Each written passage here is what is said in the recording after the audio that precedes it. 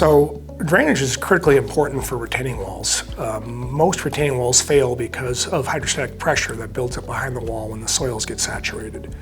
So having a way of relieving that pressure is critical for almost all walls. Different types of retaining walls need different types of drainage systems.